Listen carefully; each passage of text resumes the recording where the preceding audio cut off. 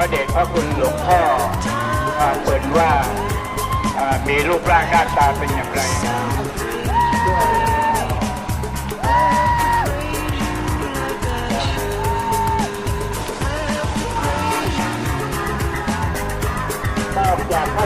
And then you have Buddhist monk as well included in this book.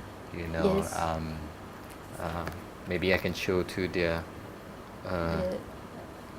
readers The here. first picture of chapter 2 at the Chapter beginning. 2 with Buddhist monk. Right. My question is this associated with Buddhism in any way, or tattoo is influenced by Buddhism or something?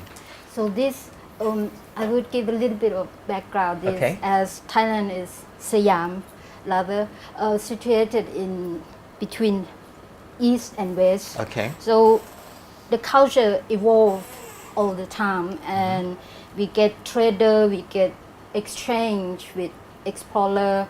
We have visitor and also export stuff, import stuff all the time for thousands of years, and also Buddhism. Buddhism in Thailand we practice for over 1,000 years. So with once we have sacred yantra there, which is from Brahmanism, Right. and the Buddhism which is in Pali, that we chant, we pray, and the Pali language put into the yantra. Okay. So, and that is which one Buddhism somehow, from my point of view, has influence in Brahmanism, and Okay. also put the Brahmanism Hindu into Thai culture put together really. So it's Siam or Thailand nowadays is we put culture for many different and make it fit or choose the one that fit to our culture. So that's how it worked for many hundreds So of when years. we talk about tattoo, is it Buddhist or Hindu, or is it hybrid? Or it has to define. I think it's these Sakyan specifically. They're a combination of Brahmanic, Hindu, Buddhist, as well as animist influences, as well as little bits of superstition that just float around Thailand. Yep. So it's many different influences. Some of them come from India, as Aroon said. Thailand's been at the heart of trading routes. So some of them come from India, maybe some of them come from further up north, from China or Burma. Okay. And some of them may even come from Cambodia, from further east. Yep. But for the world of Thai tattoos, is it defined? Is it influenced by Cambodian tattoos, or more from Cambodia rather than India? Well, scholars aren't really sure about this, but there's two major theories about how the yan came to Thailand. One way we think about it is that during the 3rd, 4th century in India, the Hindus had a crisis of confidence during the reign of Emperor Ashoka, who was a Buddhist. So the Brahmins sent emissaries to Southeast Asia. And these emissaries turned up on the Thai coast in the 3rd, 4th century and may have brought the yantras with them on cloth, on paper, on wood. Another theory we have is that these Brahmins went all the way to the court of Angkor in perhaps the 10th or 11th century, and when when Siam invaded Angkor in 1431, they took many things away with them, and one of them could have been these yantras that at the time were really not on the skin, they were on other materials like wood or like cloth, and then at some point the Thais themselves transferred these images from those materials onto the skin. But the Sakyant we see today, of course, have many other influences. There's not just geometric designs from India. There are other images. There are pictures from the Ramayana, characters from the Ramayana, like or the Ramakien, like Hanuman is very popular. So and other images that may have come from further north, from China or from Burma. So there's it's like a hodgepodge of beliefs that come together: Brahmanic, Buddhist, animist, and local superstitions. Yeah. Do these people, these devotees, do they see Sakyan as an art form on the skin? Is it artwork for them?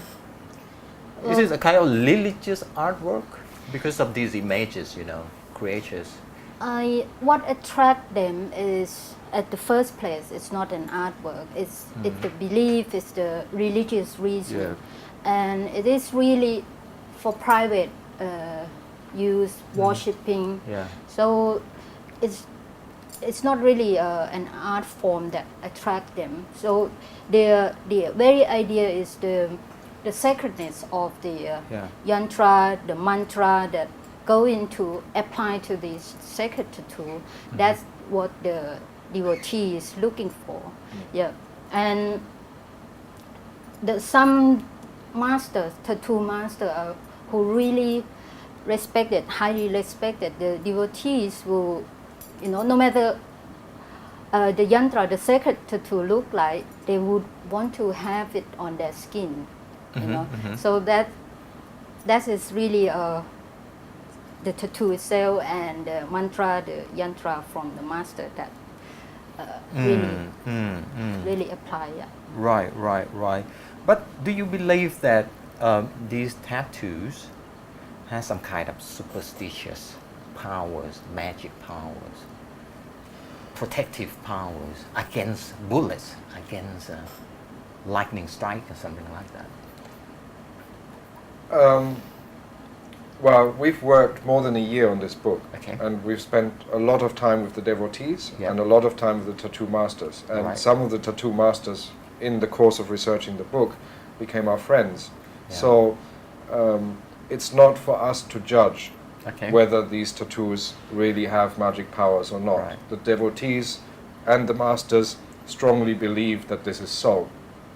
So who am I to come into Thailand or to come into this social network of people who apply those tattoos and who receive the tattoos and judge them? I'm not here to judge them. I'm merely here to document what they're doing. But perhaps to illustrate the point that Aroon just made and about the superstition, many people in Thailand apply those tattoos with oil, which means they're invisible. You can't see them.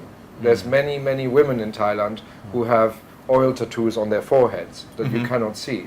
So obviously they're not having it for aesthetic reasons. It's not a fashion. It's not for looks. It's really because they believe in those tattoos. And so it doesn't even matter that whether the tattoos are visible on the skin or not. The important thing is that it's there, that the sakyant is there, and that people believe that it will help them through life, that it will stop a bullet, or that it will attract a member of the opposite sex, or that it will carry favor with your boss, or whatever. Right. Yeah, interesting information there, but I'm sorry we are running out of time right now. But we still have more questions to ask both of you, Kun Aroon and Tom. Maybe we can catch up with you again next week. Will you be available next week for the program? And we will ask some more about the world of Thai tattoos in next week's program. For today, bye-bye.